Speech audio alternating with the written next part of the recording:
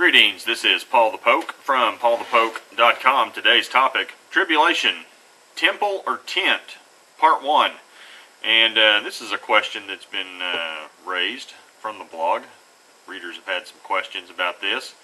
Is the temple necessary during the tribulation or necessary for the tribulation? And some people would even argue or ask, do we need a temple? And then some people would ask, would a tabernacle or a tent-like structure, would that work? Or do we need a physical brick and mortar rock temple? And, because the Antichrist does need something to defile. There's no doubt about that. Two scripture references, 2 Thessalonians 2 verse 4, who opposes and exalts himself against every so-called God or object of worship, so that he takes his seat in the temple of God, proclaiming himself to be God. The Old Testament reference would be Daniel 11 verse 31. Forces from him will arise, desecrate the sanctuary fortress, and do away with regular sacrifice, and they will set up the abomination of desolation. You can also take a look at Daniel 9 verse 27, Matthew 24 verses 15 through 16, and Mark 13 verse 14. And so there are two words in the New Testament that are used for the term temple. Two words in the Greek. And the meanings of the two words are different from each other. And the two Greek words are hieron, H-I-E-R-O-N, and naos, N-A-O-S. And the focus of this post is on the term hieron. And hieron, per Strong's Concordance, is a sacred place or a temple. And now the Temple of Jerusalem consisted of the whole of the sacred enclosure. So it's like a campus is the idea, embracing the entire aggregate of buildings. So we're looking at balconies, porticos, courts, for the men of Israel, women of Israel, and the priests. All of those structures, those parts of the temple belonging to the temple. This would be the term hieron. That's what's meant by that. Now these are also the hieron. Now this is the location of the teachings of Jesus and the apostles.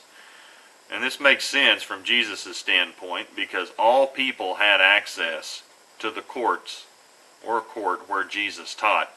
John 7 verse 14, but when it was now the midst of the feast, Jesus went up into the temple and began to teach. Luke 21 verse 38, and all of the people would get up early in the morning to come to him in the temple to listen to him. And again, this is the term hieron. And this is where all the confrontations that Jesus had with adversaries, they took place in the temple, in the quote temple, hieron. Matthew 4 verse 5, then the devil took him into the holy city, that's Jerusalem, and had him stand on the pinnacle of the temple.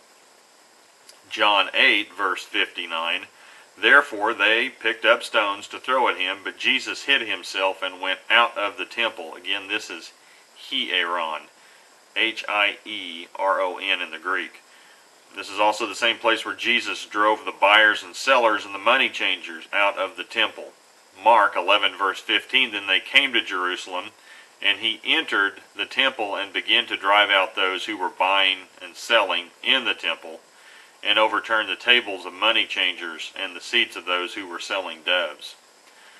This same hieron is the location of the court of the women, or the middle court as it was referred to, of the temple. Luke 21 verses 1 and 2, and he looked up and saw the rich putting their gifts into the treasury, and he saw a poor widow putting in 2 small copper coins. So they used to be able to give a public offering, a free will offering, in the temple box. Is where they could give their money. And that's per netbible.org.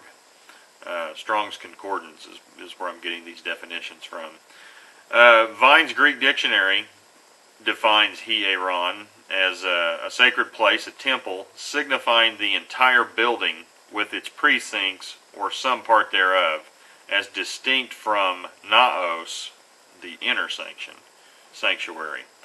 Hieron is never used figuratively, so it is different. And you know, the term Hieron for temple is the primary context of Jesus and the apostles. The Antichrist is not observed in the context of Hieron, or the temple.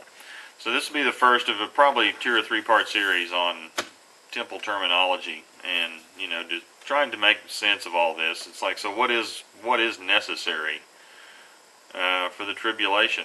What type of structure? You know, a hard physical tent, or I'm sorry, a hard physical brick, mortar, stone structure, or a tent/tabernacle structure.